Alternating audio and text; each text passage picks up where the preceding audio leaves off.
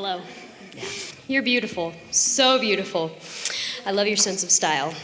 So, my question, because my life is going beautifully, gets easier and easier, and as I become clearer and clearer and understand deeper and deeper, I would like to better understand my impulses, because as your impulses are always receptive mode. The question to ask about your impulse is, what receptive mode am I in when the impulse comes? An impulse is just momentum. It's enough momentum. Okay, so which means law of attraction's been working on it. And so there's a stream going, and you've synced up with that stream, and so you get an impulse. So how can I differentiate then, I guess, between a momentum that I got going, good feeling or bad feeling, and a momentum that Source is guiding me to? Well, the thing is, the more involved Source is, the better it feels. But if you're not synced up with that, you don't know. So sometimes an impulse, even though it's not Source inspired, is compelling. So sometimes you just have to play it out.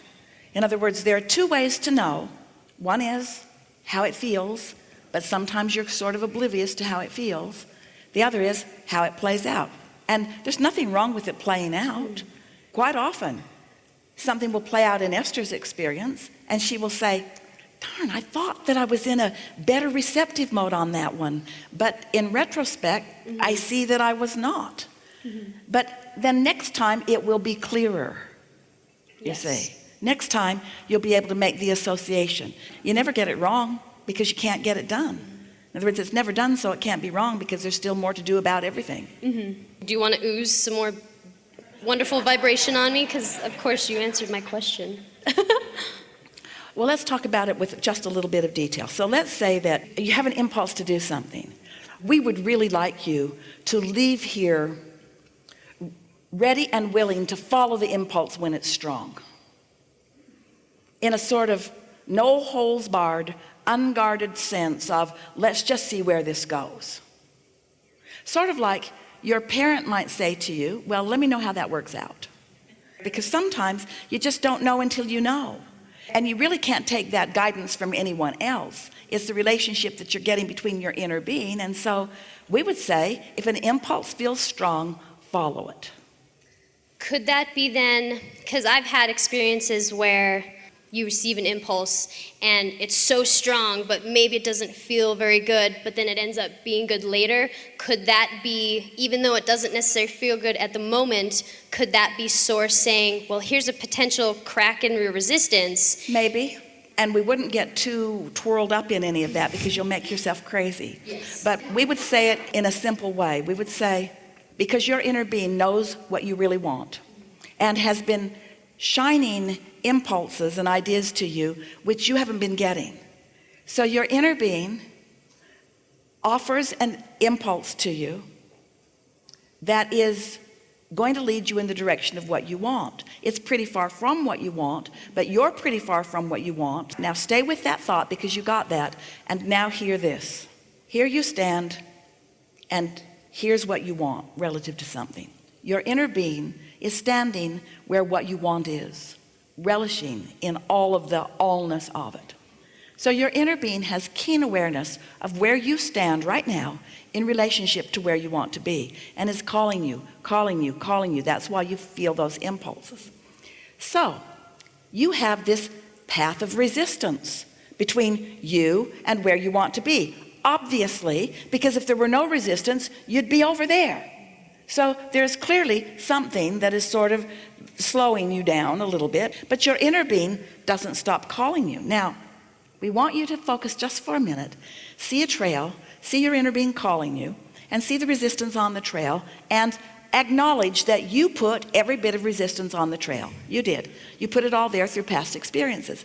But your inner being isn't saying, hey, you put a bunch of resistance on your trail, now you just have to pay the price of moving through the resistance. Your inner being knows that the resistance is there, but only knows what you want and is calling you around the resistance. And so sometimes it feels to you like you're being called through a problem or around a problem in order to get into a clear space. Doesn't that make a little bit of sense to you? So if you could just trust that your inner being always knows, and that your inner being is always guiding you to the best feeling place that is possible for you, and you could stop condemning yourself that it isn't the best feeling place, because your inner being isn't condemning you that it isn't the best feeling place. Your inner being just knows it's the next best feeling place from where you are, and that's good enough. Don't you like that? There is never any, oh, you should have done something different, coming from your inner being. But when you say that, you throw more stuff on the trail, and you make it less likely that you will hear what your inner being is saying. So let's say something really bold here. We've never said this before, and we are thanking you. The entire universe thanks you for bringing us to this leading edge place. Most important thing that we've ever said to anyone about anything. Awesome. Every impulse is guided by source. You kind of just blew my mind. Will you say that again? Every impulse you receive, when it's strong like that, it's source calling you. Don't go back later and relitigate whether it was the right choice or not. You felt it, it was strong, you moved on it, and it moved you to a new place. Maybe the new place it moved you to was clarity. Maybe the new place it moved you to was launching more rockets of desire. But it's a new place, and therefore it's good. Every impulse is an impulse from source, because source never stops calling you, never stops calling you. So let's go back and revisit just briefly the emotional scale that we've talked about in some previous conversations and in a book or two or three. Let's say that you are depressed. You're just despondent. You're almost paralyzed. You don't even want to get out of bed. You can't think of anything fun that you want to do. And everything that you think of just sort of burns your hand just a little bit. Everything that you think of is just a little bit uncomfortable. And then you get an impulse of revenge. And even though it's a far cry from the love that your source is really feeling, that's still your source calling you up the emotional scale. And maybe that's as far as you can get right now, but it's good. It's better that you're there. Your friends don't like it. They liked you better when you were depressed. When you were depressed, you stayed in your room, you never came out. Now you're out there making trouble for everybody. But these are impulses that you're following, yes? So if you could just trust, and we know words don't teach, but your nature is good, and your calling is source. And so any impulse that you get, any impulse is better than not following any. And when they're strong like that, follow them. And the attitude that we would have about it is, oh, let's see where this goes. And let's see really where this was coming from. In other words, because words don't teach, so might as well go for this and see what's in it, see what juice is in it. And if you have that sort of free-flowing attitude of loving yourself anyway, and oh, what do I have to lose, and let's just go for it, and sort of loosen up that guardedness and be willing to follow the impulse and follow the impulse and follow the impulse, before you know it, you'll be following some really incredible impulses. And with this, we want to just say one more thing, because we want you to really feel this and hear this and know this. Imagine yourself in your car, in traffic, in your lane, and imagine those lines on the road. And know how good you are at staying in those lines. And know how good you are at controlling your vehicle in the lane. Now imagine that you get over on the rumble strip, and you know you're on the rumble strip, but you don't fight it. You just get back in your lane. You don't question your goodness unto the universe. You don't say, why me? Why me? Why have I gone astray? You just get back in your lane. And you don't try to operate, you don't try to be in the same space that another car is at the same time. You know that one car occupies one space at a time. In other words, that's sort of the physical manifested agreement.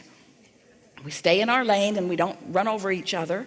And you do it naturally. It didn't take a big comprehensive class to help you to understand. The lanes help you know, and your emotions are like that. Your emotions help you know. You can feel the rumble strip.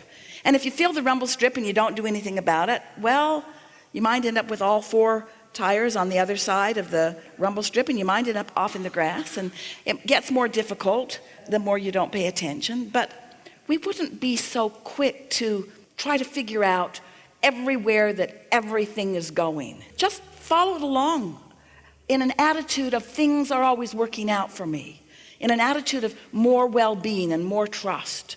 And so in that spirit, when you get an impulse and you follow it, so what if it wasn't the end all to end all to end all? You don't ever want anything to be all ended anyway. It was just a step into more clarity at a minimum, and a step into more allowing at a maximum, and it's usually somewhere in between, and it's all good. There's nothing serious going on here. This is a very good time for a segment of refreshment. I love you. You're wonderful.